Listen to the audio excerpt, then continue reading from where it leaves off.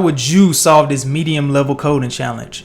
So the problem is from Leetcode.com. It's called add two numbers, and it's a medium level problem, and it goes as such. You are given two non-empty linked lists representing two non-negative integers. The digits are stored in reverse order, and each of their nodes contains a single digit. Add the two numbers and return the sum as a linked list. You may assume the two numbers do not contain any leading zero except the number 0 itself. So in this first example here, you see we got two linked lists, and need to know what a linked list is to do this problem. You got to study that beforehand, but you're given two linked lists that contain two numbers, and they want you to return a third linked list that adds these two numbers together. But the important part is these digits are stored in reverse order. So this is actually 342, and this is actually 465. And when you add those together, you get 807. So here you're adding a 2 and a 5, you get 7 in the ones place, and in the tens place you add 4 and 6, you get 10, but then you carry over the 1 here. So then 3 plus 4 is 7, plus you carried over the 1, and you get 8. So it's basically like normal addition, like how they have it. By putting these linked lists in reverse order, you're kind of going in the order that you would normally, how you learn to add in school. So they have an example here, and like I said, you get 807.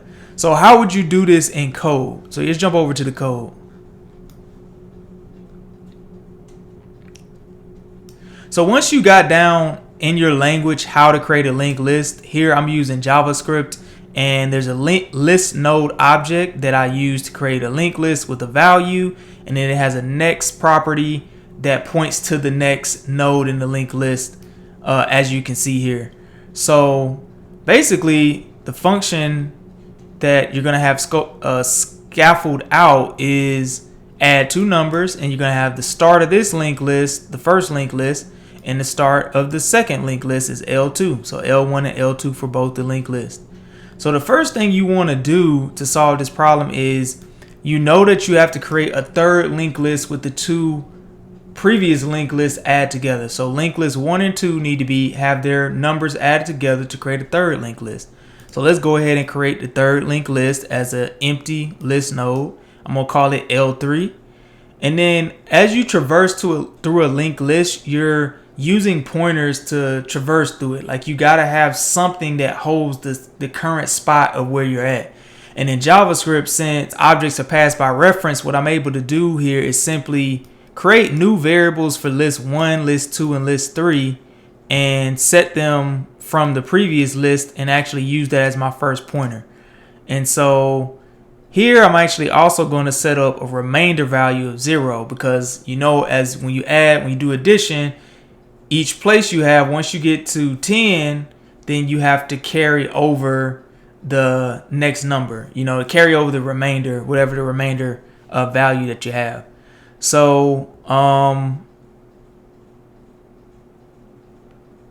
so then next I'm going to start actually traversing through the linked list, and I need to traverse through both L1 and L2, which are these two respectively.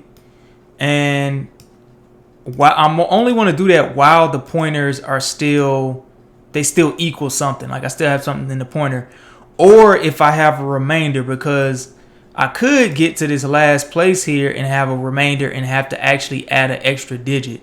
So I need to take care of that case as well. And so then the first thing I want to do is I'm going to figure out what the sum is at the current pointer that I'm at. And to be clear, when they give us these lists, the first pointer is pointed at this 2. And for list 2, the first pointer is pointed at list 5. And then for the new list I'm making that has the addition, the pointer is pointed here. And so I'm going to just move the pointer through this list, and I'm going to add the numbers together as I go and set them into list 3, if that makes sense.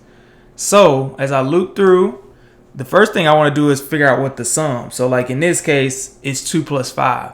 So I want to grab the value in list 1 if it's not equal to 0, grab the value in list 2 if it's not equal to 0 or no, And if I had a remainder, I want to add the remainder in to get my current sum for whatever, slot place that I'm in for my number.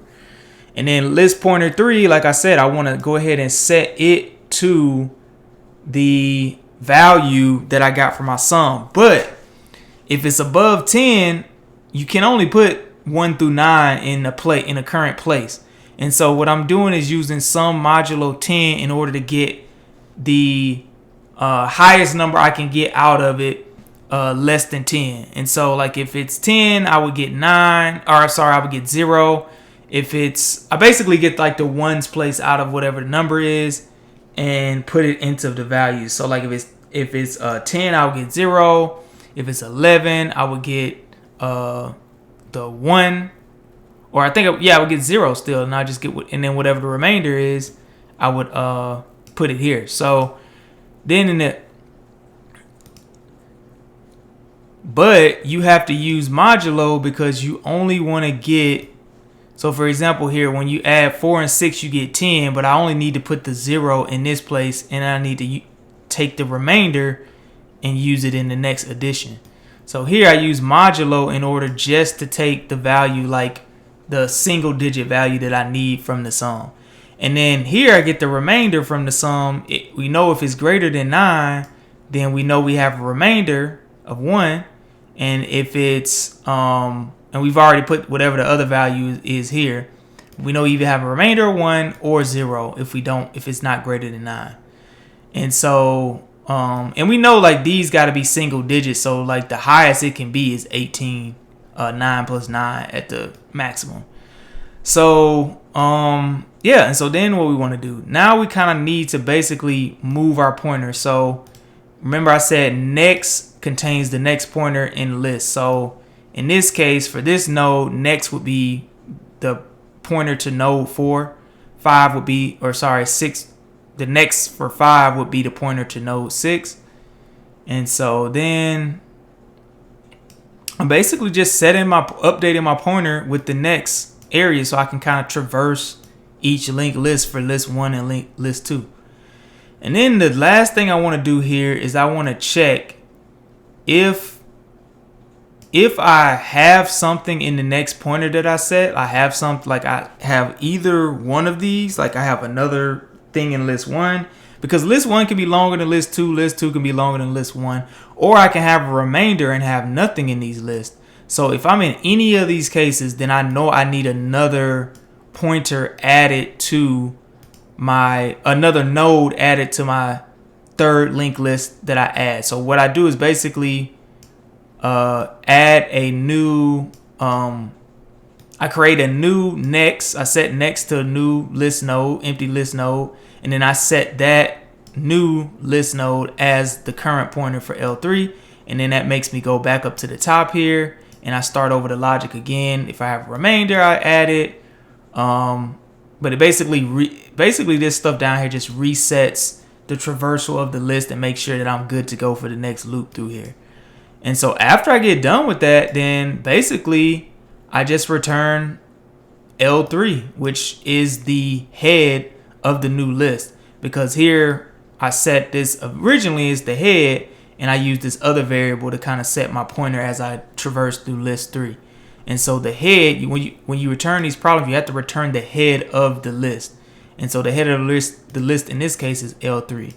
And now we can talk about the space and time complexity for big O notation. So big O notation just is a representation, a way for us to represent the time and space complexity of our algorithm as it scales with the size of the input. And so our input here is the length of L1 and the length of L2.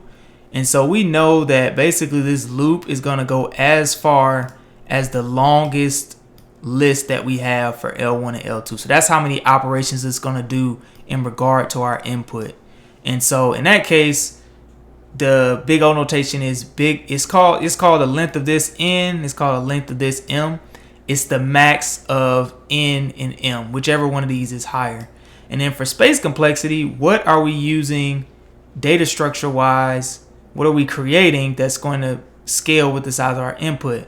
Well, that's L3. L3 is also just going to be the max of whatever this is. That's just how addition works. Whatever's the longest number is going to be how long it ends up being. So if the longest number here is 1,000,000, then L3 is going to be 1,000,000 long. We're going to have to store a new data structure, a new linked list, 1,000,000 characters long. And so in that case, it's also big O of the max of N and M, where N and M is the length of both of our linked lists. So this is a medium problem. It's a little more complicated. I hope that makes sense. Let me know how you could do this better or optimize it. Let me know if there's some way you can do it better. And thanks for watching the video.